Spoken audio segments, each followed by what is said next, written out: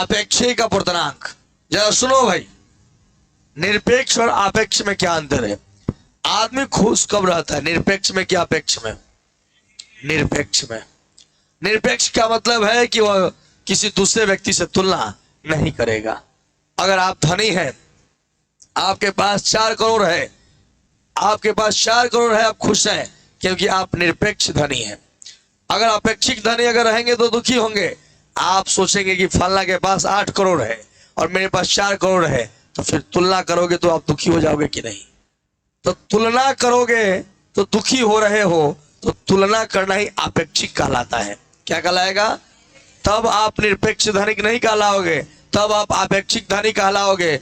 आप खुश, आपका नंबर 370 है, आप खुश हैं, लेकिन जैसे ही मालूम चला कि आपका पटीदार का नंबर 420 नंबर है और तुम्हारा 370 है, तब तुम्हें इस बात को क्या हो जाएगा? दुख हो जाएगा। ये दुख कब हुआ? जब आप तुलना किए, तो जब आप आपेक्षिक में चले गए तब। अनिरपेक्ष मस्त है 370 जिंदाबाद। आप कहा कि ओसे का भल कौन कतना ओसे का मतलब बा? निरपेक्ष में रहब खुश रहब, आपेक्षिक रहब दुखी हो जीब। तब ये आखिर होता क्या है? ये क्या है आखिर? जब किसी दो माध्यमों को आपस में तुलना किया जाता है तो किसी एक माध्यम के सापेक्ष दूसरे माध्यम के अपूर्णांक को अपेक्षिक अपूर्णांक कहते हैं। कहने का मतलब यह है कि अगर यह माध्यम एक है, अपूर्णांक μ1 है, यह माध्यम 2 है, इसका क्या है? μ2 है। तो भाई अगर हम लिखेंगे μ2 1, इसका मतलब क्या होगा? μ2 1 का मतलब है कि माध्यम एक के सापेक्ष 2 का आपेक्षिक अपूर्णांक। सूत्र होता है μ2 बटा μ1। क्या होता है भाई? बोर्ड पर देखो, म्यू का सूत्र होता है C बटा V। इस म्यू का भी सूत्र क्या होगा?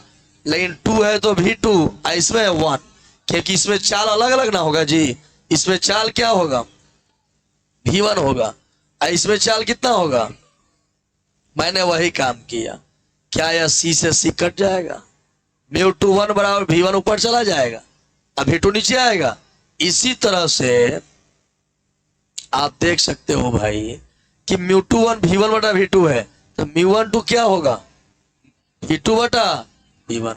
अब क्या करेंगे? हम दोनों को गुना कर लेंगे, 1 2 और 2 1। अब देखो 1 2 का मान कितना आया है? V2 बटा V1 आया, V1 बटा V2।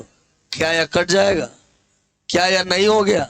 μ1 2 μ2 1 बराबर 1, इसलिए μ1 2 निकालना है, 1 बटा μ2 1। मतलब यह है ना कि अगर दो माध्यम है तो किसी एक माध्यम के सापेक्ष दूसरे माध्यम के अपूर्णांक को क्या कहेंगे?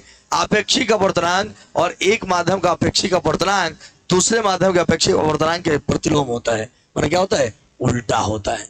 अच्छा, दोनों माध्यमों का अपेक्षिक अपूर्णांक का गुणा करेंगे तो मान क्या आएगा? 1 आएगा। बस यही बात है। इतना ही बात समझने के लिए हम लोग बहुत कुछ समझ लिए।